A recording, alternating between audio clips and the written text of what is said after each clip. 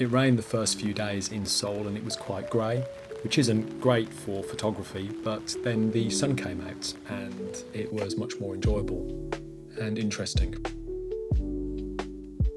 We started our trip in Seoul and then flew to Osaka, where we spent 4 days in Kyoto. Then we had a day trip in Hiroshima, and then we took the train to Fuji and then finally to Tokyo.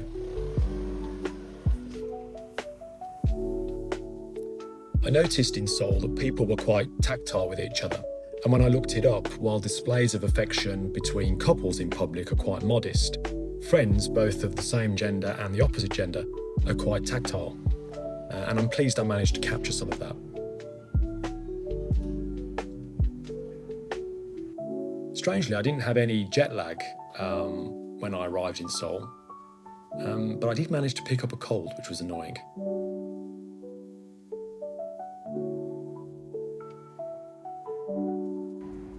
I like the way the light shines through this banner highlighting the letters. It's one of the ways sunlight creates interest. And this is a tailor in Seoul. I don't usually take street portraits. I'm usually too scared to ask people.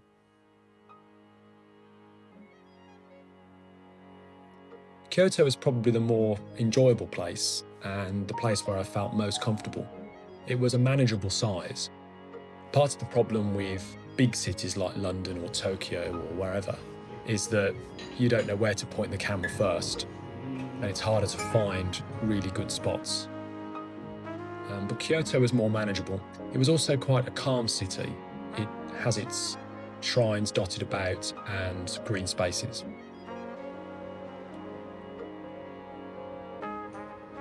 This was an excellent ramen restaurant we went to for lunch one of the days.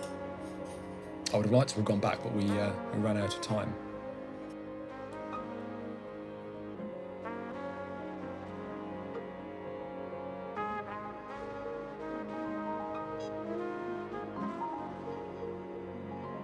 I like that these two men are both using their little fingers to articulate a point.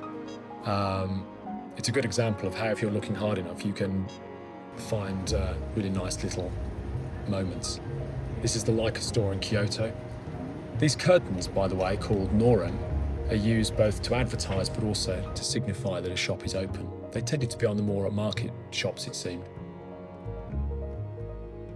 The subjects here are escaping the frame. I probably should have taken it a few moments before, but still.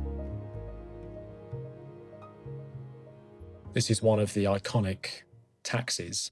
I enjoyed taking pictures of those. It's a bit like when I go to Prague, I can't help but take pictures of the red trams, particularly in the sunlight. Another taxi. I like it when the subject looks straight at the camera. It breaks the barrier between the photographer and the scene in a way that's quite interesting. I included this picture of a police station to reference just how orderly Japanese society is. I can't imagine it needs much policing, but I might be wrong about that.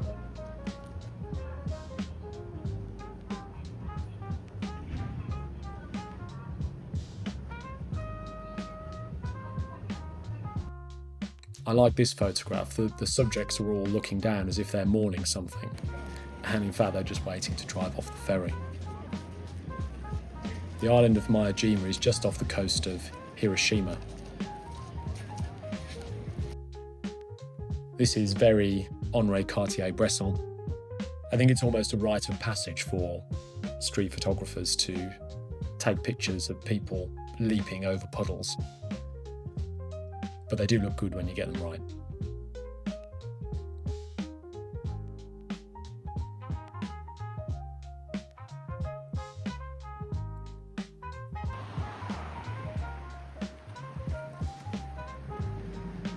And so Tokyo, it's hard to sum it up really, but it's an incredible city and 4 days isn't enough.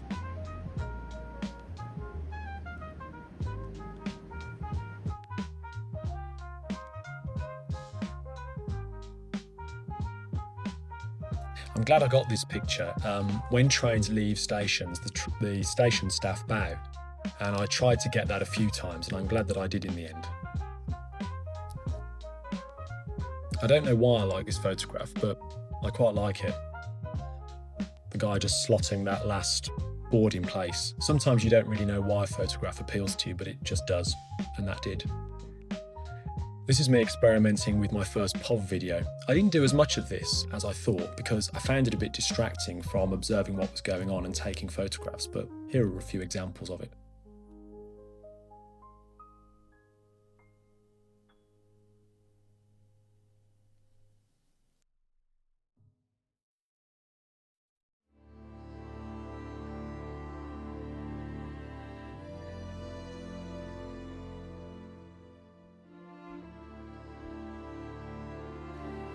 When I was at school, I wrote an essay on the similarities between Japan and the UK. We are, for one thing, both islands and drive on the left. But having visited Japan, it is the profound differences that I find most striking.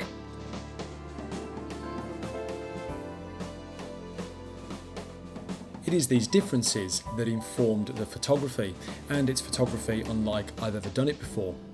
I hope that it gives you some idea of what it's like to be in Japan, or indeed Seoul, if you haven't visited before.